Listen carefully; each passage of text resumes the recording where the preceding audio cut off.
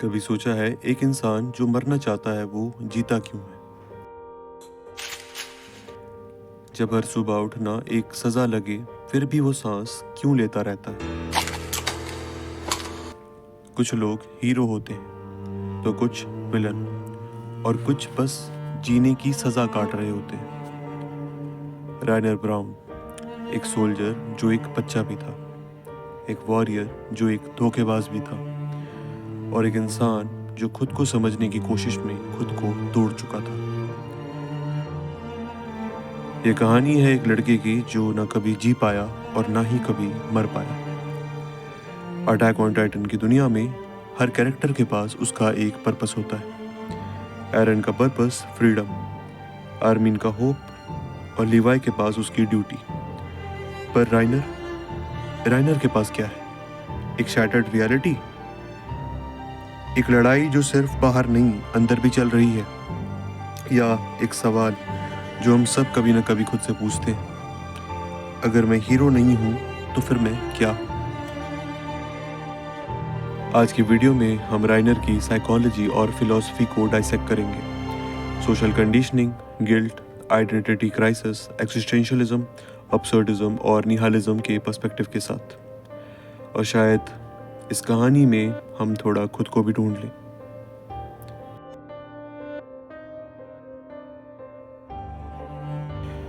बचपन में हम सबको कोई ना कोई कहानी सुनाई जाती है, एक हीरो की, एक विलन की, एक गुड की, एक इविल की, एक सही की और एक गलत की। राइनर की कहानी उसकी माँ ने लिखी थी। बेटा तुम मार्ले के लिए लड़ोगे, बेटा तुम एक वॉरियर बनोगे, बेटा तुम हीरो हो। एक मासूम सा बच्चा जो बस एक्सेप्ट होना चाहता था, एक बच्चा जो बस अपनी माँ की आंखों में वो फक्र देखना चाहता था, जो सोचता था कि अगर वो मार्ले के लिए लड़ेगा तो उसका बाप उसे अपना लेगा, उसे गले से लगा लेगा, उसे वो प्यार देगा और उसकी फैमिली फाइनली साथ होगी। पर सच्चाई हमेशा वैसी नहीं होती जैसा हम चाहते हैं। पर जब वो अपने बाप से मिला तो राइनर को उस आदमी की आंखों में सिर्फ डर और नफरत दिखी, और एक सेंटेंस जिसने राइनर की पूरी दुनिया ही तोड़ दी। दूर रहो मुझसे, तुम लोग मॉन्स्टर्स हो। मॉन्स्टर्स? क्या मैं एक मॉन्स्टर हूँ? राइनर ने खुद से कहा। उसी मोमेंट पर राइनर के अंदर का वो बच्चा मर गया और उसकी जगह एक वॉरियर पैदा हुआ। पर प्रॉब्लम ये थी कि राइनर कभी एक वॉरियर बनना ही नहीं चाहता था। Social conditioning and identity formation. Childhood से राइनर को और बाकी एल्डियन को एक नैरेटिव फोर्स फीड किया गया था। अगर तुम मार्ले के लिए लड़ोगे तो तुम वर्दी हो। पर जब एक इंसान की पूरी आइडेंटिटी किसी और के दिए हुए लेबल पर बनती है तो एक दिन जब वो लेबल क्रम्बल करता है तो उसके साथ वो इंसान भी चला जाता है। कभी कभी एक इंसान अपने झूठ पर इतना ज़्यादा विश्वास कर लेता है कि उसे अपनी सच्चाई मीनिंगलेस लगने लग जाती है। उसे अपनी सच्चाई की फर्जियत नज़र नहीं आती।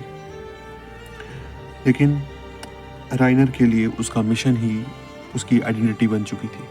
अगर मिशन सक्सेसफुल हुआ तो वो अच्छा है, तो वो एक हीरो है। लेकिन अगर मिशन नहीं रहा तो वो भी नहीं रहेगा। पैराडाइज आते ही राइनर के लिए सब कुछ बदल गया। जिन्हें वो मॉन्स्टर्स मानता था, डेविल मानता था, शैतान मानता था, वो अब उसके दोस्त हैं। जो डेविल थे उनके साथ अब वो जी रहा है, हंस रहा है, खा रहा है, खुश रह रहा है। पर राइनर एक सोल्जर भी था, साथ ही साथ एक इंसान। लेकिन एक इंसान एक साथ दो जिंदगियां नहीं जी सकता।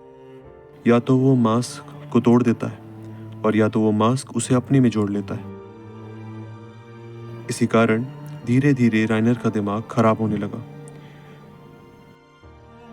अगर मैं मार्ले का वॉरियर हूं तो मैं इन्हें मारना क्यों नहीं चाहता? और अगर मैं इनका दोस्त हूं तो मैं इन्हें धोखा कैसे दे सकता हूं?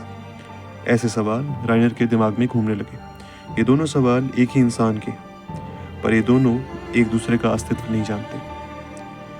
और जब दिमाग कॉन्ट्राडिक्शन को हैंडल नहीं कर सकता तब एक स्प्लिट पर्सनालिटी डेवलप होने लगती है। रायनर का सोल्जर होना और उसका वॉरियर होना एक तरह से दो वर्जन बन चुके थे। एक तरफ वो सर्वे कॉप्स का सोल्जर है, उसके दोस्त हैं। दूसरी तरफ वो एक मार्लियन वॉरियर है, जो एक हत्यारा है, एक किलर है, एक मिशन पे आया है। रायनर का दिमाग उसकी ये दोनों बातें साथ में बिलीव नहीं करने दे रहा, और ये चीज़ उसे अंदर ही अंदर तोड़ रही है। पर प्रॉब्लम ये थी कि ये दोनों वर्जन रायनर के दिमाग में थे। बाकियों के लिए वो सिर्फ एक धोखेबाज।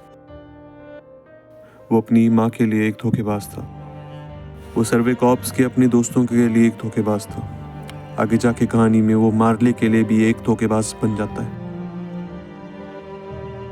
और साथ ही साथ उसने सबसे बड़ा धोखा तो खुद को दिया था।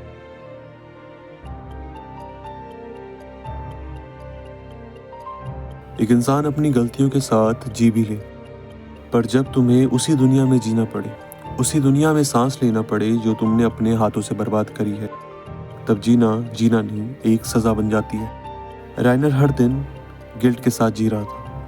वो हर दिन उठता और सवाल करता कि ये दिन कब खत्म होगा। और एक दिन उसने सोचा, अगर मैं ही खत्म हो जाऊं तो।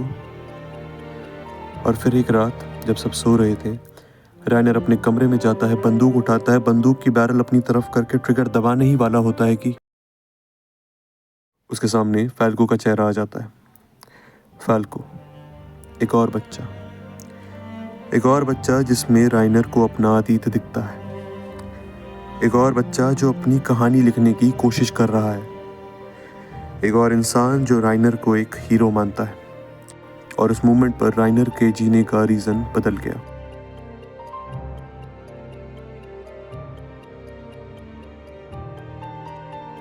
रायनर कॉन्स्टेंटली गिल्ट और ड्यूटी के बीच फंस चुका था। पर एक मोमेंट आता है जब इंसान ये रियलाइज करता है कि जीने का रीज़न सिर्फ मुझे जीना है नहीं होता। कभी कभी मुझे मरना नहीं है, ये भी एक रीज़न बन जाता है। Rhino, the perfect absurd hero. क्या रायनर एक नियालिस्ट था? जब सब कुछ मीनिंगलेस लगने लगे तब क्या किया जाए, ये सवाल रायनर अपने आप से बहुत पूछता।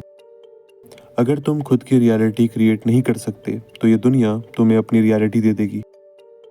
और रायनर के साथ यही हुआ। वो अपनी खुद की रियलिटी लिखना भूल गया। वो अपने ही जीवन की किताब में अपने बारे में कुछ पन्ने भरना भूल गया, तो ये पन्ने उसको उसकी रियलिटी ने भर के दी।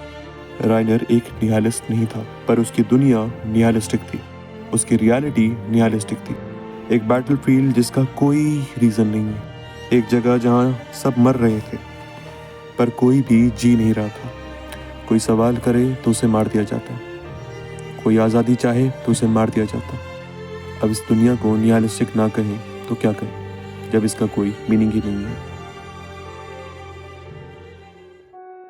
पर एल्बर्ट कैमस ने कहा था, लाइफ मीनिंगलेस है, पर इसका मतलब ये नहीं कि हम जीना बंद कर दें, क्योंकि जीना खुद में ही एक रेबेलियन है। And for that reason Rayner Brown is the perfect absurd hero. वो मरना चाहता है पर मर नहीं सकता। वो जीना नहीं चाहता फिर भी जीता है। एक बंदा जो हर दिन गिल्ट और ड्यूटी के बीच जूझ रहा है, पर फिर भी सुबह उठता है, क्योंकि जीना ही एक रिबेलियन है। शुक्रिया।